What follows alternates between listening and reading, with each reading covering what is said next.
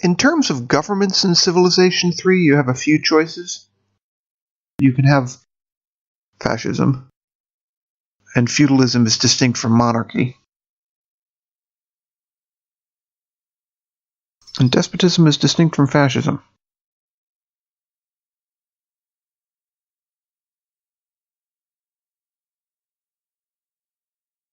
I suppose theoretically,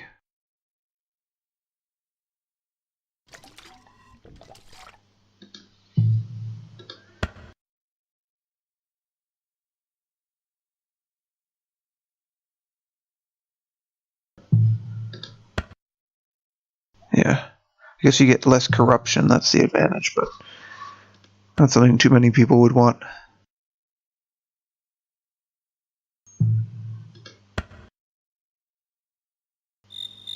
I'm not sure what this means. Communal corruption and waste? That's weird.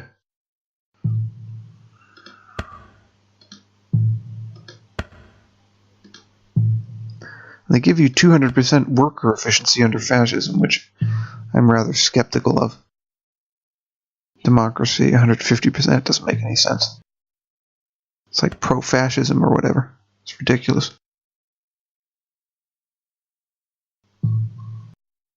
And they don't have fundamentalism in this version of Civilization. Maybe because it would offend a lot of people given that this game came out immediately after the September 11th attacks, actually.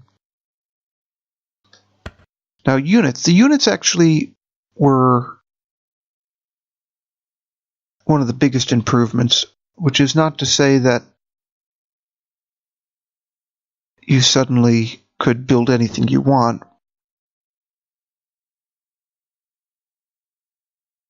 You do get a certain number of great leaders, for example, Lincoln. Lincoln is the king unit for the Americans in the Regicide short game mode. But I'm not going to play that version. The Man of War is a special British warship, which is an alternative to a frigate. And then we have Marines, which are what they are. Now, in Civilization 4, the Americans can build seals, but apparently not in this older version, version 3. Let's see if they give the Americans Minutemen instead. Yeah, it's not at all clear what the special American unit is, if anything. You can see I've selected Riflemen there.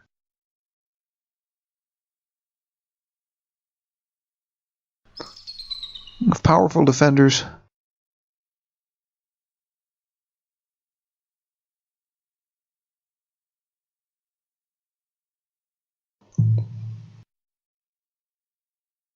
Now, one thing we should look at here is the difficulties in finding the resources you need. So you need saltpeter to build musketeers. Musketeers are actually French, distinctively French units in this, because otherwise you'll be using musketmen, so 17th century style musketeers essentially. You have to have saltpeter again. Now if we look at older units, the swordsman actually requires iron. If you don't have access to iron, you can't build them.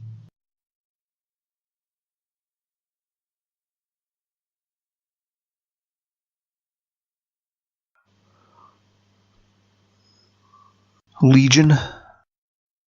This is distinct to the Romans, if I'm not mistaken.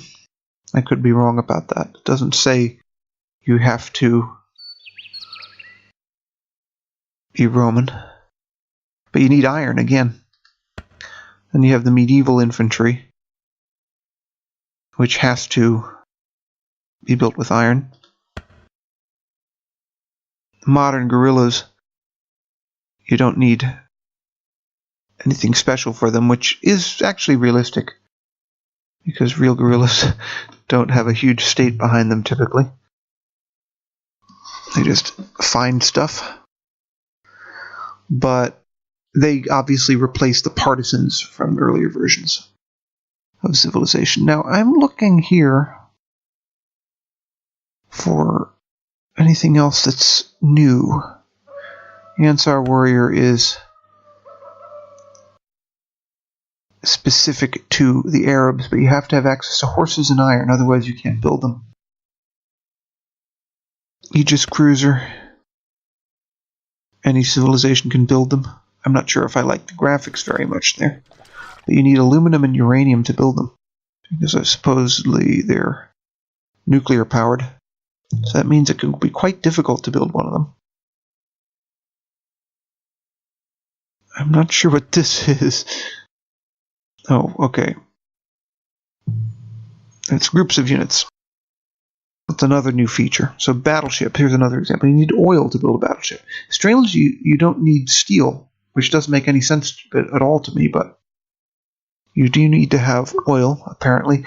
The battleships, incidentally, are not very useful in Civilization 3. I know because I've tried them, and even destroyers are a little bit more capable. I'm not sure if that's supposed to reflect the era in which destroyers became prevalent or not. Yeah, this is not actually the graphic used in the game for the cruiser. The cruiser is much prettier in the game, actually. That's confirmed. The F-15 is new. It's basically an improved jet fighter, which is also a new unit, because traditionally you jumped straight from fighters to stealth fighters. But there are these intermediate steps in Civilization 3. And nuclear submarines are distinct from traditional diesel submarines. You need uranium to build them, though. The old submarines are actually Type 7 German U-boats. You still need oil to build them, though. There's the stealth fighter. It's still around. You need oil and aluminum to build it. Stealth bomber. That's still around. Again, oil and aluminum to build it. The tank is especially frustrating because you need oil and rubber to build it, and oftentimes it's hard to get those things. So you can have the motorized transportation advance, but not actually be advanced at all. This is kind of a strange unit, the tow infantry. In other words, they are infantry troopers who have tow missiles. So they're good at fighting tanks. If I can find it here.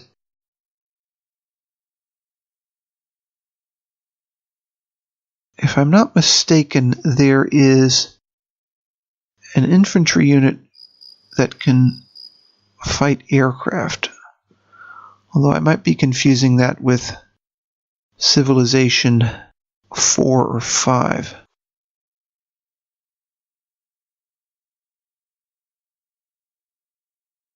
The fact is that as your civilization advances, it gets less and less practical to use either riflemen or these infantry, which are basically from World War I.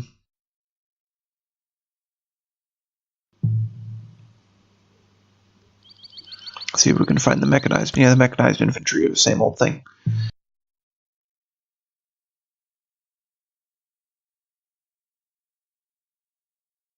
I'm not sure what the immortals are. No, Persian immortals, huh? So you still need iron. That doesn't sound very immortal to me. But apparently they give you a wide range of nuclear weapons, which are all pretty much useless. That seems like a really stupid call on their part. That might be just to get the sales to 13-year-olds up. In any case, we're running out of time here, so I'll see you in the next video.